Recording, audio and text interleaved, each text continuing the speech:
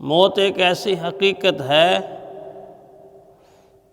کہ اس سے کسی کو انکار نہیں اور اس سے فرار بھی نہیں ہے، نہ انکار ہے نہ اس سے فرار ہے۔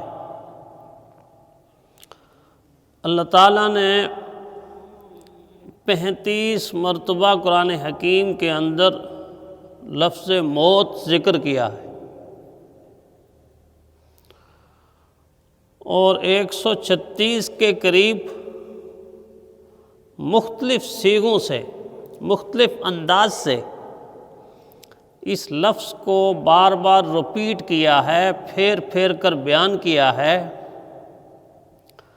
تاکہ ہر انسان اس حقیقت کو نہ صرف یہ کہ تسلیم کرے بلکہ اس کے لیے ذہنی طور پر، فکری طور پر، شعوری طور پر تیاری بھی رکھے،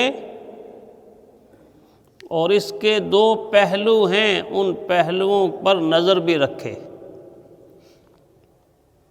ایک پہلو تو جو میرے اور آپ کے سامنے ہے، اور اس کو ہم جب دیکھتے ہیں تو سمجھتے ہیں کہ موت بڑی المناک ہے، بڑی دردناک ہے، بڑی خوفناک ہے، بڑی غمزدہ کرنے والی ہے، بڑی پریشان کرنے والی ہے۔ اس میں کوئی شک نہیں ہے کہ یہ پہلو اس کے اندر موجود ہے، اور اس پہلو سے بھی کسی کا انکار نہیں، لیکن اس کا ایک پہلو یہ ہے کہ اگر انسان اس کو سمجھ لے تو اس کو معلوم ہو جائے کہ اس سے زیادہ خوبصورت، اس سے زیادہ خوشنما، اس سے زیادہ عمدہ، اس سے زیادہ بہترین، اس سے زیادہ لذیذ، اور اس سے زیادہ پرلطف، اور اس سے زیادہ انسان کو خوشیوں سے لبریز زندگی دینے والا دوسرا کوئی عمل نہیں ہے، کوئی چیز موجود نہیں ہے۔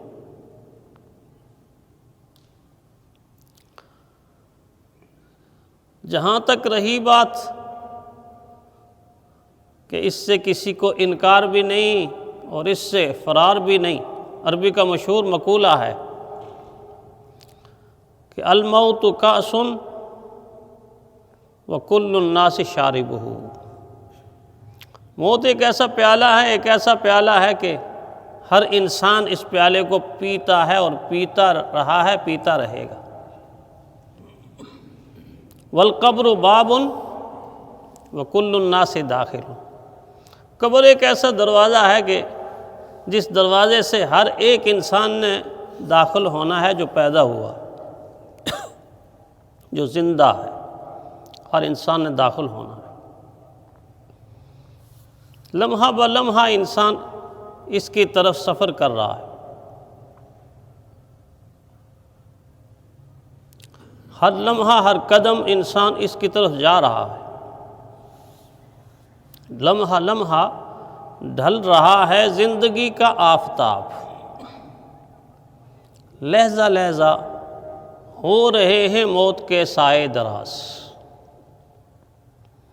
یہ جو سادہ لفظوں میں کہا جاتا ہے نا کہ صبح سفر ہے، شام سفر ہے، زندگی کا انجام سفر ہے، یہ یوں کہا جاتا ہے کہ صبح کو کہتا ہوں دیکھوں کس طرح کٹتا ہے دن،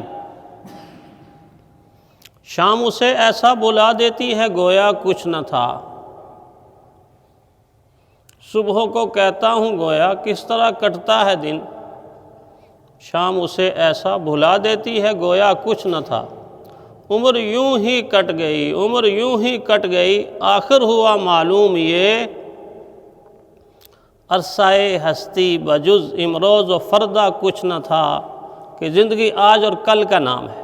ایک فلسفہ یہ ہے، ایک نظریہ یہ بھی ہے، اس کی تردید نہیں کی جا سکتی، لیکن اقبال اس نظریے کو بہت خوبصورت انداز میں دوسرے رنگ میں پیش کرتے ہیں۔ وہ کہتے ہیں ایسا نہیں ہے، ایسا نہیں ہے۔ وہ کہتے ہیں تو اسے پیمانہ امروز و فردا سے نہ ناپ، تو آج اور کل سے زندگی کو کیوں ناپ رہا ہے؟ آج اور کل سے زندگی کو کیوں ناپ رہا ہے؟ جاویداں پہ ہم رواں ہر دم جواں ہے زندگی، جاویداں پہ ہم رواں ہر دم جواں ہے زندگی۔ تو کیا سمجھتا ہے کہ زندگی کا خاتمہ ہو گیا؟ نہیں نہیں نہیں، زندگی کی ابتدا ہوتی ہے مر جانے کے بعد۔ اصل تو زندگی یہ ہے، زندگی کی ابتدا ہوتی ہے مر جانے کے بعد۔ ابتدائے زندگی کو انتہا سمجھا ہے تو؟ ابتدائے زندگی کو انتہا سمجھا ہے تو؟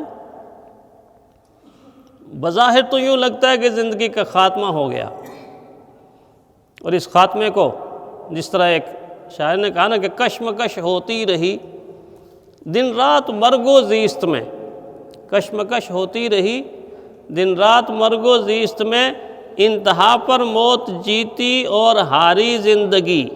یہ ایک نظریہ ہے، لیکن یہ حقیقت نہیں ہے، یہ حقیقت نہیں ہے، بلکہ یوں کہنا چاہیے کہ کشمکش ہوتی رہی دن رات مرگ و زیست میں، انتہا پر موت ہاری اور جیتی زندگی۔ ابتدا انتہا پر موت ہاری اور جیتی زندگی۔ موت تب ہارتی، موت تب جیتتی کہ زندگی کا خاتمہ نہیں کر سکی یہ۔ زندگی تو ایک خوبصورت قالب میں ڈل کر، ایک بہترین انداز میں ڈھل کر،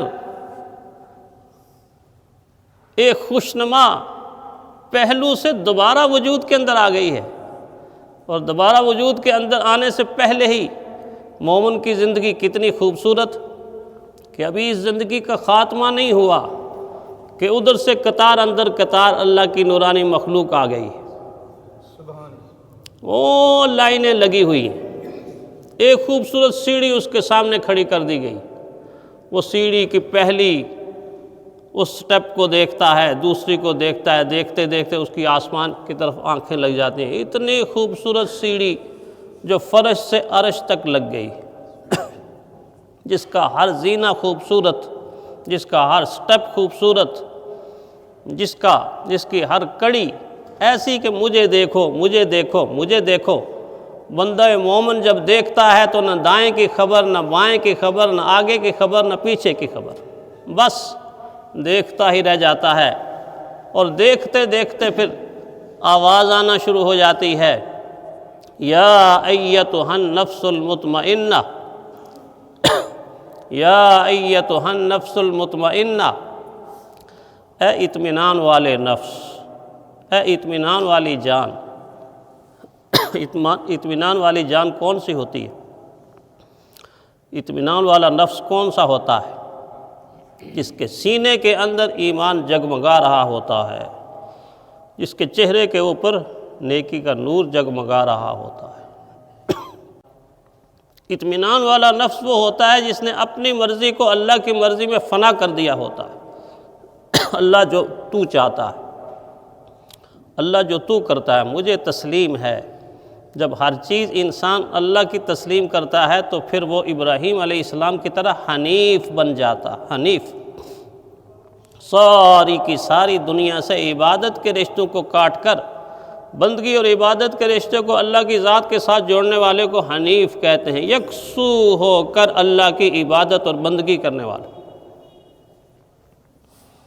تو یہ خوبصورت زندگی جس کی ابتدا ہو رہی ہے، یا ایتھا النفس المطمئنہ ارجعی ارجعی ارجعی، یہ ایسا ہی ہے جیسا کبھی آپ نے دیکھا ہوگا یا تجربہ کیا ہوگا کہ ماں یا باپ چھوٹے بچے کو بعض دفعہ پیار کے ادھر آ جاؤ ادھر آ جاؤ ادھر آ جاؤ، بچہ کھیل رہا ہے، کود رہا ہے، ادھر جا رہا ہے ادھر جا رہا ہے، اور ماں کیا کہے ادھر آؤ ادھر آؤ، اور جب کھیلتے کھیلتے وہ دوڑ کے ماں کی طرف آتا ہے تو ماں کیا کرتی ہے؟ آپ کو پتہ ہے کیا کرتی ہے؟ اس بچے کو اپنے سینے سے لگا لیتی ہے، اس کی پیشانی کو چوم لیتی ہے، اس کے ہونٹوں کو چوم لیتی ہے، اس کے چہرے کو بار بار چومتی ہے۔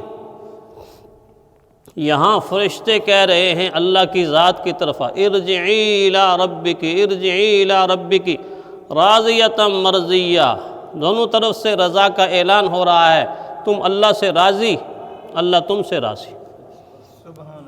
فادخلی فی عبادی وادخلی جنتی، دیر نہیں ہے، اللہ کے بندوں میں اب تم شامل ہو رہے ہو، صالحین میں، شہداء میں اور صدیقین میں، اور معیت ہے انبیاء کی معیت میں آ رہے ہو۔